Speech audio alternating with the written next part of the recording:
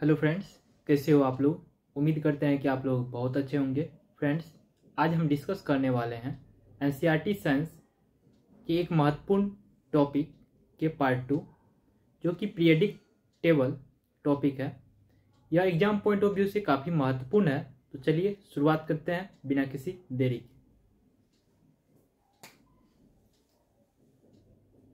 पहला पॉइंट है मेंडलीव का आवर्त नियम। जो मेंडलीव साहब थे, यह जो पीरियडिक टेबल में कुछ नियम दिए थे उस चीज के बारे में समझते हैं। मेंडलीव के अनुसार एलिमेंट के फिजिकल और केमिकल प्रॉपर्टी उनके एटॉमिक मासेस के आवर्त फल होता है।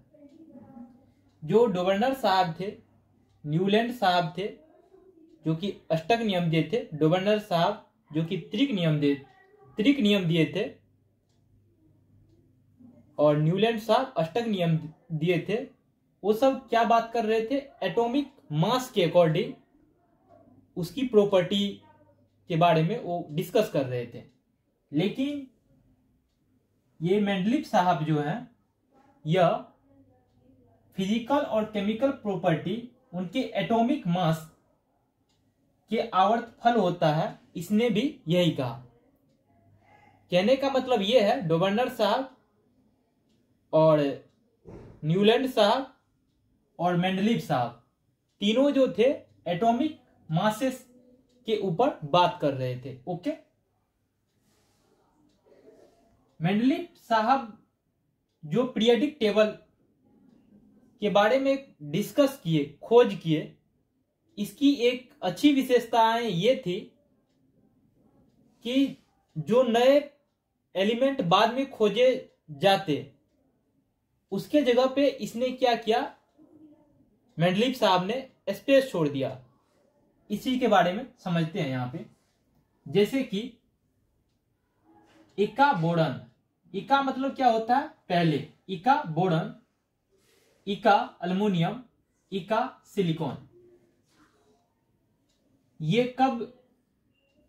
मेंडलीव साहब के समय में जब पीरियडिक टेबल बना रहे थे मेंडलीव साहब, तो उसने कुछ जगह पे इका बोरॉन और इका अल्युमिनियम और इका सिलिकॉन लिखे। लेकिन मेंडलीव साहब के बाद जो रिसर्च हुआ, खोज हुआ, जब मोसले साहब आए तो उसने इका बोरॉन के जगह पे स्कैंडियम को फिट किया और इका अल्युमिनियम के जगह पे गैलियम को फिट किए और इका सिलिकॉन के जगह पे जर्मेनियम को फिट किए। ये मेंडलीव साहब को पता था कि इस जगह पे जो है इका बोरॉन, इका अल्युमिनियम और इका सिलिकॉन के जगह पे कुछ नए एलिमेंट आएंगे, इसलिए उसने इका शब्द का प्रयोग किए अपने एलिमेंट के साथ। यहां पे लिखा हुआ है पॉइंट नेक्स्ट, मेंडलीव के आवर्त सारणी के गुण। इसके जो गुण थे, प्रॉपर्टी थे मेंडलीव साहब के आवर्त सारणी पीरियडिक टेबल के गुण। मेंडलीव ने रिक्त स्थान छोड़े। मेंडलीव साहब जो है ये क्या किए? पीरियडिक टेबल में रिक्त स्थान छोड़े। ओके, जिससे नए एलिमेंट की खोज का विचार आया। एग्जाम्पल के लिए इका बोरॉन, इका अल्युमिनियम, इका सिलिकॉन। मेंडलीव साहब को पता था इन फ्यूचर जो साइंटिस्ट आएंगे, रिसर्च करेंगे, वो इस जगह पे कुछ नए एलिमेंट जो आएगा उसको वो फिट करेंगे। इनको पता था कि कुछ ना कुछ इसके बदले में कुछ आएगा नया, तो इसलिए उसने जो भी एलिमेंट रखे थे उसके पीछे क्या लगाए? इका शब्द का प्रयोग किए।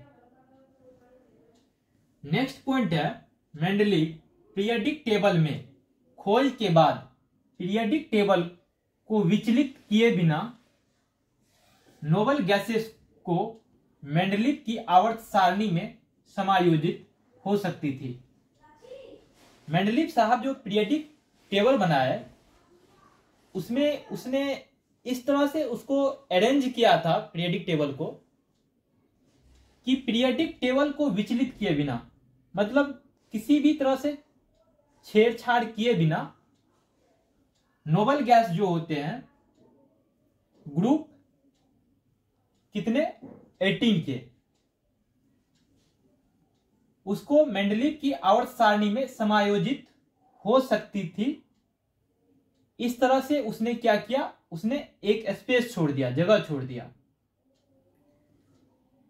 नेक्स्ट पॉइंट है मेंडलीव के आवर्त सारणी की सीमाएं। इसके कुछ लिमिटेशन थे, उसी को समझते हैं। मेंडलीव साहब जो पीरियडिक टेबल बनाया है उसकी कुछ लिमिटेशन भी थी, इसी को समझते हैं। आवर्त सारणी में हाइड्रोजन की कोई स्थिति नहीं थी।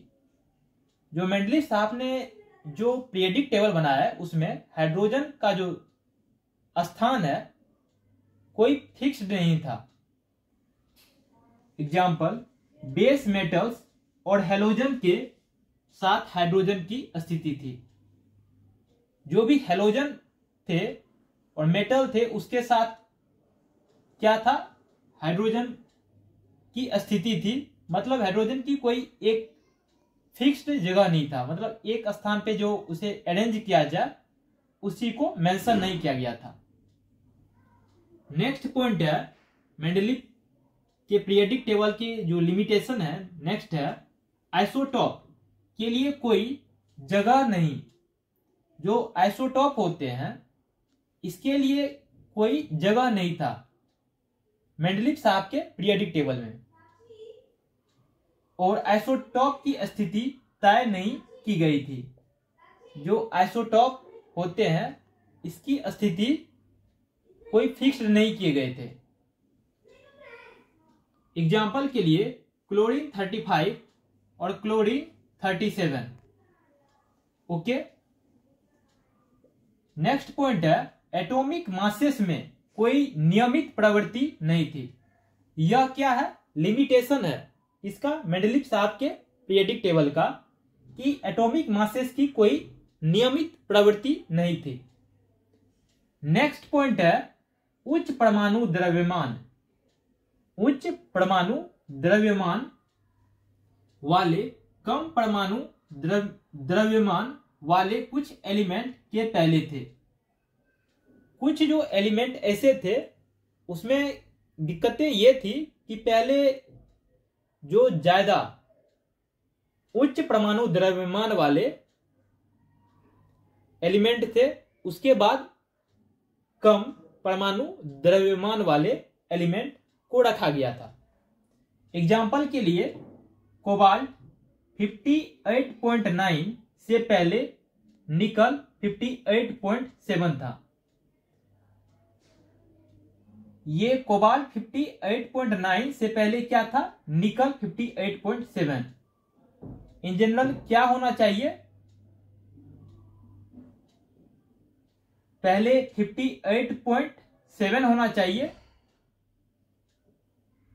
कोबाल्ट 58.9 से पहले क्या था, ये निकल था, लेकिन इसके बाद ये होना चाहिए, मतलब एक सीक्वेंस में होना चाहिए, जो कि सीक्वेंस में नहीं था। पहले निकल होना चाहिए उसके बाद कोबाल्ट होना चाहिए, लेकिन इसमें क्या था, पहले कोबाल्ट था उसके बाद निकल था। ये दिक्कतें थी, लिमिटेशन थी। नेक्स्ट पॉइंट है मॉडर्न पीरियडिक टेबल। आधुनिक जो आवर्त सारणी है इस चीज के बारे में अब समझते हैं, जो कि हेनरी मोस्ले साहब 1913 ईस्वी में हेनरी मोस्ले ने दिखाया या प्रूव किया।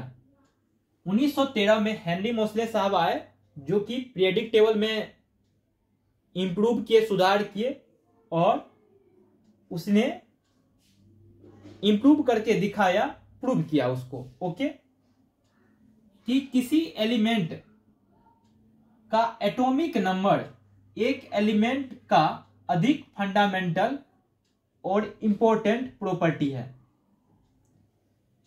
जो डोवर्नर साहब थे, न्यूलैंड साहब थे और मेंडलीव साहब थे, तीनों जो भी एलिमेंट के बारे में रिसर्च कर रहे थे सभी एटॉमिक मास पे अरेंज कर रहे थे, लेकिन जो 1913 में हेनरी मोसले साहब आया, इसने प्रूव किया कि जो भी एलिमेंट है वो एटॉमिक मासेस के अकॉर्डिंग नहीं, एटॉमिक नंबर के अकॉर्डिंग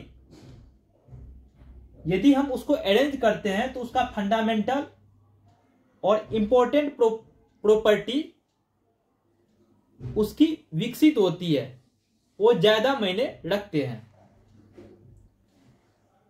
तो मॉडर्न पीरियोडिक टेबल जो है, ये है मॉडर्न पीरियोडिक टेबल।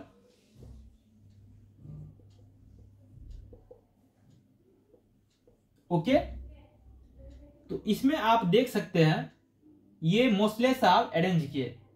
तो यह भी एग्जाम में पूछा जाता है कि मॉडर्न पीरियोडिक टेबल की खोज किसने की, तो हेनरी मोसले ने। यदि आपसे पूछ लिया जाएगा कि पीरियोडिक टेबल की खोज किसने की, तो आपको मेंडलीव साहब का नाम याद रखना है। दो तरह की बातें हैं, यदि मॉडर्न पीरियोडिक टेबल यदि पूछ ले कि खोज किसने की, तो हेनरी मोसले ने 1913 में। यदि पीरियोडिक टेबल की खोज किसने की, तो आप मेंडलीव का नाम को मेंशन करेंगे। और मेंडलीव साहब के जो ये कुछ लिमिटेशन है, ये जो लिमिटेशन है इसी को भी ध्यान रखना है। और ये इका बोरॉन, इका अल्युमिनियम, इका सिलिकॉन की जगह पे कौन सा शब्द आया, कौन सा एलिमेंट आया, उसी को भी ध्यान रखना है। जैसे इका बोरॉन की जगह पे क्या आया, स्कैंडियम। इका अल्युमिनियम की जगह पर गैलियम। इका सिलिकॉन की जगह पे जर्मेनियम। यह भी एग्जाम पॉइंट ऑफ व्यू से काफी महत्वपूर्ण है, तो इसको ध्यान रखना है। ओके, अब पीरियोडिक टेबल को थोड़ा समझते हैं। ये जो आप ग्रुप 1 और ग्रुप 2 देख रहे हैं, पहली बात, ये जो वर्टिकल आप देख रहे हो, ये वर्टिकल जो देख रहे हो आप, ये क्या है, ग्रुप है। ये क्या है, ग्रुप है। आप यदि काउंट करेंगे तो 1 2 3 4 5 6 7 8 9 10 11 12 13 14 15 16 17 18, टोटल 18 ग्रुप होते हैं। टोटल कितने ग्रुप होते हैं, टोटल 18 ग्रुप होते हैं। इसी को भी ध्यान रखना है। और ये जो आप हॉरिजॉन्टल देख रहे हैं, ये हॉरिजॉन्टल जो आप देख रहे हो, इसे क्या कहते हैं, पीरियड कहते हैं। इसको क्या कहते हैं, पीरियड कहते हैं। ओके, इसमें आप नोटिस कीजिए 1 2 3 4 5 6 7, टोटल जो है 7 पीरियड है। टोटल 7 क्या है, पीरियड है। ओके, तो आपसे यदि पूछ लिया जाए मॉडर्न पीरियोडिक टेबल में कितने ग्रुप हैं, तो 18 ग्रुप हैं। मॉडर्न पीरियोडिक टेबल में कितने पीरियड हैं, तो 7 पीरियड हैं। इसी को भी ध्यान रखना है, एग्जाम में पूछा जाता है। तो इसमें ग्रुप 1 और ग्रुप 2 जो है ये एस ब्लॉक है। ओके, यह एस ब्लॉक में आता है। और जो ये ग्रुप 13 से लेके ग्रुप 18 तक है, ये पी ब्लॉक में आता है। ओके, जो ग्रुप 13 से ग्रुप 18 तक है, ये पी ब्लॉक में आता है। और ग्रुप 3 से लेके ग्रुप 12 तक ये जो है डी ब्लॉक में आता है। ग्रुप 3 से लेके ग्रुप 12 तक डी ब्लॉक में आता है। एस हो गया, पी ब्लॉक हो गया, डी ब्लॉक हो गया। और नीचे में आप देखेंगे, पीरियोडिक टेबल देखेंगे, तो नीचे में दो हॉरिजॉन्टल में लेंथेनाइड और एक्टिनोइड्स आते हैं। एक्टिनाइड्स ये जो है ये एफ ब्लॉक में आते हैं, एफ ब्लॉक में आते हैं। तो इसी को ध्यान रखना है कि एफ ब्लॉक में कौन कौन से एलिमेंट आते हैं, पी ब्लॉक में कौन कौन सा एलिमेंट आते हैं, डी ब्लॉक में कौन कौन सा एलिमेंट आते हैं और एस ब्लॉक में कौन कौन सा एलिमेंट आते हैं, इसी को भी ध्यान रखना है। पीरियोडिक टेबल एटलीस्ट 20 से 25 तक आपको याद रहना चाहिए, उसके एटॉमिक नंबर, उसके एटॉमिक मासेस, इसको ध्यान रखना है। जो ग्रुप 1 होता है इसको अल्कली मेटल कहते हैं। ये जो पॉइंट लिखा हुआ है यह एग्जाम पॉइंट ऑफ व्यू से काफी महत्वपूर्ण है, सभी पॉइंट, तो इसको ध्यान रखना है। ये ग्रुप 1 जो है अल्कली मेटल है। Group 1 hydrogen, lithium, sodium, potassium, rubidium, caesium, francium और सीजियम थेरियम, ये सभी जो है क्या है, अल्कली मेटल है। और ग्रुप 2 जो है उसको एल्कलाइन अर्थ मेटल कहते हैं। ये ग्रुप 2 जो है इसको क्या कहते हैं, एल्कलाइन अर्थ मेटल। तो आपसे पूछ लिया जाएगा कि एल्कलाइन अर्थ मेटल के एग्जाम्पल बताएं, तो आपको ये ध्यान रखना है। अल्कली मेटल के एग्जाम्पल बताइए, तो ये ध्यान रखना है। ओके। और ग्रुप 15 जो है इसको निक्टोजन ग्रुप कहते हैं। जो ये ग्रुप 15 है इसको क्या कहते हैं, निक्टोजन ग्रुप। तो आपसे क्वेश्चन में पूछ लिया जाएगा ग्रुप 15 को किस नाम से जाना जाता है, तो निक्टोजन ग्रुप के नाम से जाना जाता है। और ग्रुप 16 जो है 16 जो है इसको चलकोजन ग्रुप के नाम से जाना जाता है। जो ग्रुप 16 है 16 इसको चलकोजन के नाम से जाना जाता है। और ग्रुप 17 जो है ये, इसको क्या कहते हैं, हेलोजन ग्रुप कहते हैं। हेलोजन में क्या क्या आता है, fluorine, chlorine, bromine, iodine, astatine और टेस्टेटाइन। और ग्रुप 18 जो है इसको क्या कहते हैं, हेलोजन नहीं, हेलोजन इसको कहते हैं ग्रुप 17 को, और ग्रुप 18 को कहते हैं नोबल गैस। ग्रुप 18 को क्या कहते हैं, नोबल गैसेस कहते हैं। ओके, तो इसको भी ध्यान रखना है। आपसे पूछ लिया जाएगा कि नोबल गैस के एग्जाम्पल दीजिए, helium, neon, argon, krypton, xenon और रेडोन। ओके, तो इसको ध्यान रखना है। लेंथेनाइड्स में ये कुछ एलिमेंट आते हैं, एक्टेनाइड्स में भी कुछ एलिमेंट आते हैं। ओके, तो इसको भी ध्यान रखना है। यह एग्जाम पॉइंट ऑफ व्यू से काफी महत्वपूर्ण है। और दूसरी बात, जो इलेक्ट्रोनिगेटिविटी होता है लेफ्ट टू राइट इंक्रीज करता है, तो राइट टू लेफ्ट क्या होगा, डिक्रीज करेगा। ये जो पीरियोडिक टेबल है electronegativity left to right increase करता है, तो राइट टू लेफ्ट क्या होता है, डिक्रीज करता है। और रिडक्शन की जो प्रोसेस होती है यह लेफ्ट टू राइट डिक्रीज करता है। पीरियोडिक टेबल में reduction left to right decrease करता है। और एटॉमिक रेडियस की बात की जाए तो ये भी लेफ्ट टू राइट डिक्रीज करता है। तो इसका कहने का मतलब क्या है, राइट टू लेफ्ट क्या है, इंक्रीज करता है। ओके, नेक्स्ट पॉइंट है मेटेलिक कैरेक्टर। मेटेलिक कैरेक्टर भी लेफ्ट टू राइट जो है डिक्रीज करता है। जैसे जैसे इधर जाएंगे तो क्या होगा, मेटेलिक कैरेक्टर जो धात्विक गुण है डिक्रीज करेगा। और आप यहां पे एक चीज नोटिस करेंगे, ये जो है बोरॉन, सिलिकॉन, जर्मेनियम, टाइटेनियम, इसमें एक मार्क किया हुआ है। ये सभी जो है BSi, Ge, AS और SB, TE और PO, पोलोनियम, ये सभी मेटलोइड्स कहलाते हैं। मेटलोइड्स क्या होता है, जिसमें मेटल और नॉन मेटल दोनों तरह के गुण मौजूद होते हैं। ऐसे धातु जिसमें मेटल और नॉन मेटल दोनों तरह के गुण होते हैं उसको हम क्या कहेंगे, मेटलोइड कहेंगे। तो ये सभी क्या है, मेटलोइड है जो ये घेरा हुआ है। Boron, silicon, germanium, titanium, antimony, tellurium, ये सिर्फ, और पोलोनियम। और ये जो बॉर्डर दिया हुआ है इसके इस साइड पीरियोडिक टेबल के, मतलब ये जो लिखा हुआ है इसके राइट, ये सभी क्या है, नॉन मेटल है, और इधर जो है लेफ्ट, ये क्या है, मेटल है। तो इस चीज को ध्यान रखना है। यह एग्जाम पॉइंट ऑफ व्यू से काफी महत्वपूर्ण है।